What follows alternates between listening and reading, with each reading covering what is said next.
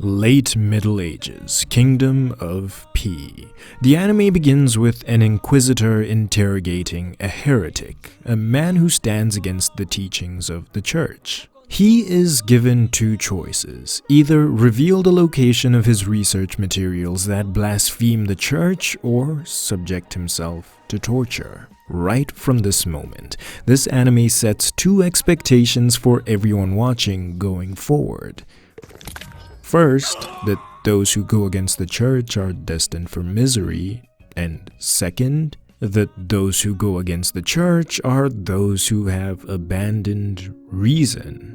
I know this might not make much sense without giving you the context of what takes place in this story, but I'll explain that in just 1 second. Our heretic here knows that the church believes in penance, allowing those who have confessed their sins and changed their ways to experience forgiveness and be returned to the world. If he reveals the location of his findings, he will be spared of all misery and may even begin his research again in secret. That would be the rational course of action, but that's not what he decides. He casts logic aside and opts into suffering. Enter protagonist Rafal. This young boy is a genius. At the age of 12, he's heading to university. Beyond his traditional intellect, he believes himself to be truly rational, able to put emotion aside for the sake of making practical decisions. For this reason, he decides he will study theology, the respected practice that will earn him the admiration and adulation of everyone. Now, here's what the anime is about, and why I couldn't believe it existed. Rafal's hobby was astronomy. He had a strong interest in studying the stars, but after his decision of theology, his father/professor tells him it's time to put it aside and devote himself fully to his new path. Rafal understands the reasoning behind this and is willing to accept this advice until he's asked to pick up Hubert, a heretic being released by the church. Having redevoted his life to God and turned his back on heresy, this old friend of Rafal's father is released to walk a new path, and Rafal's role is to accept him back into the land of the free. Only, he lied about changing his ways and threatens Rafal to make of him an accomplice. Recognizing his gift at observing the stars, Hubert decides Rafal is who he needs to continue his research. Research into what, you might wonder?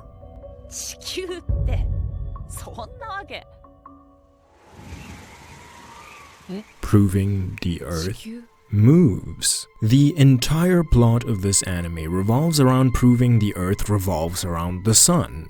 Astronomers and mathematicians are hunted down by the Inquisition to stop their preposterous contrarian ideas that suggest God didn't put them in the lowest realm at the center of creation. Rafal finds this theory completely outrageous. Not only does pursuing this line of reason put you at odds with God, it defies basic reason. As an academic, Rafal takes the mathematics into his own hands. He's going to disprove this silly idea. Only he fails. His own calculations lead him right where Hubert suggested, and for the first time, the universe looks truly beautiful to him. For the first time, his rational thinking is challenged. With his youth and genius, he believes within 30 to 40 years he could completely resolve the math to prove this model of the universe and completely alter the thinking of the entire human race. But why should he? He's seen heretics burn in the streets and already has a promising life lined up ahead of him, so why should he throw everything he has away and doom himself to a life of peril? I know this all must sound completely stupid to very many of you, but let's think of the world we live in now.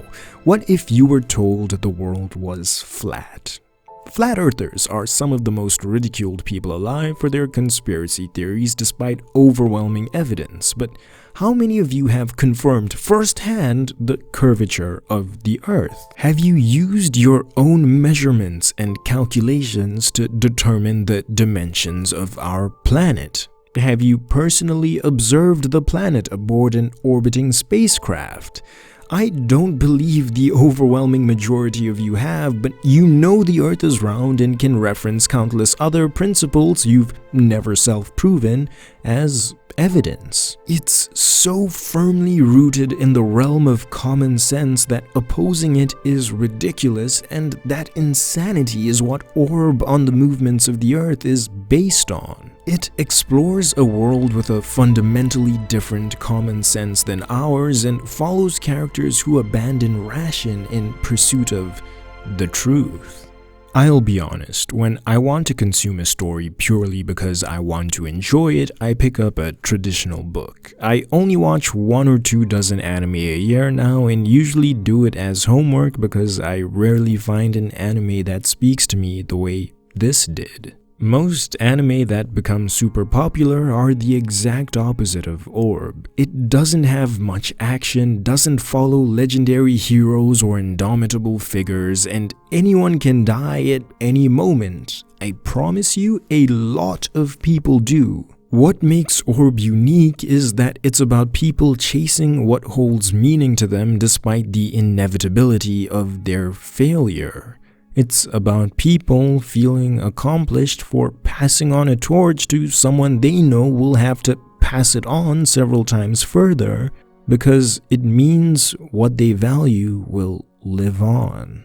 If you're like me and your favorite part of reading a fictional story is truly fascinating sociology, this will be some peak. If you aren't a pretentious nerd, this honestly isn't the one for you. I give it a strong 82 of 100 so far. It loses a ton of points for an extremely underwhelming first episode. I almost didn't continue watching, which would have been tragic because I promise it rises to the heavens by the end of episode 3. If you're literate, go watch it. This has been Ken-chan delaying the actually good videos. Do you like beating women and taking drugs? If so, you dirty human being, cultivation is just the filth you need.